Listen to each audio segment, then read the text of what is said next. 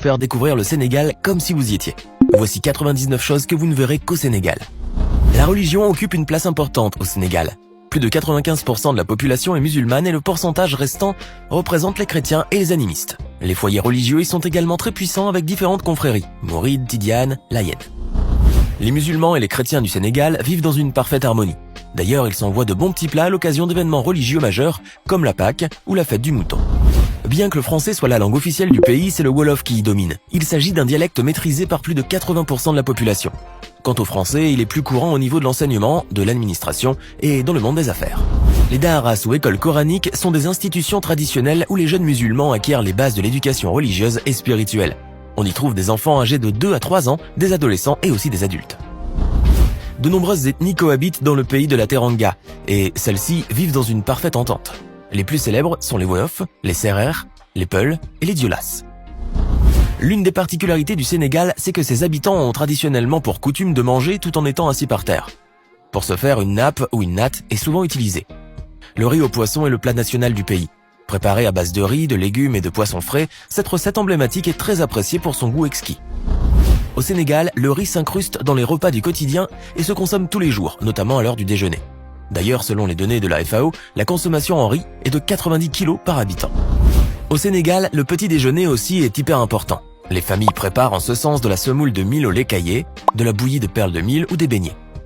En version salée, vous avez droit à plusieurs types de sandwichs, pain au thon, spaghettis, lentilles, etc. Sans oublier l'infusion de kinkeliba ou encore le fameux café Touba, qui est typiquement sénégalais. Le bissap est considéré comme le jus national au Sénégal. C'est une infusion de fleurs d'hibiscus séchées qui est servie après le repas. Au Sénégal, on trouve des tanganas qui sont des gargotes, symboles du street food. Les citoyens aiment y prendre leur petit déjeuner et dîner. L'avantage, c'est qu'on peut y manger à petit prix, moins d'1 €. Et la quantité y est souvent au rendez-vous.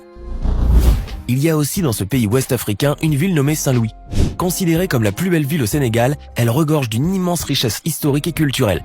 Elle est d'ailleurs classée au patrimoine mondial de l'UNESCO et compte de nombreux bâtiments historiques. La forêt de la Casamance, qui s'étend au total sur 30 000 hectares, est connue pour ses essences d'arbres rares, notamment le bois de rose qui est très demandé à l'étranger. On ne peut parler du Sénégal sans citer la fameuse île de Gorée. Cette île du Sénégal a joué un grand rôle dans le transport des esclaves entre le XVIe et le XIXe siècle. Désormais devenue un lieu touristique, elle compte des endroits marquants de l'histoire coloniale comme la maison des esclaves, ainsi que la porte allée sans retour. Au Sénégal, il y a le lac Rose qui arbore une teinte rosée et qui peut changer de couleur suivant la saison. Ce phénomène n'est pas le résultat de la pollution comme on pourrait le penser, il est simplement dû à la forte teneur en sel de l'eau. Le spectacle aux alentours est fascinant avec les nombreuses dunes de sel, les hérons et les flamants roses. On trouve aussi au Sénégal le phare des Mamelles qui se trouve à environ 4 km de la pointe des Almadies à Dakar. C'est l'un des phares les plus puissants d'Afrique. Pour les adeptes de la vie nocturne de Dakar, il y a les Almadies. On y trouve de nombreuses boîtes de nuit, d'immenses centres commerciaux ainsi que des hôtels de luxe. Une ambiance qui, selon certains, contraste clairement avec le reste du Sénégal. À Rufisque, à 30 km de Dakar, se trouve Diamniadio, une ville futuriste conçue pour atténuer l'encombrement résidentiel et commercial dans la capitale sénégalaise. Centres d'affaires, hôtels, universités, hôpitaux, quartiers d'habitation, etc. Tout est imaginé pour rendre la ville attractive. Au Sénégal, il y a des villes religieuses comme Touba qui comporte une grande mosquée et qui est la cité des Mourides, une confrérie musulmane.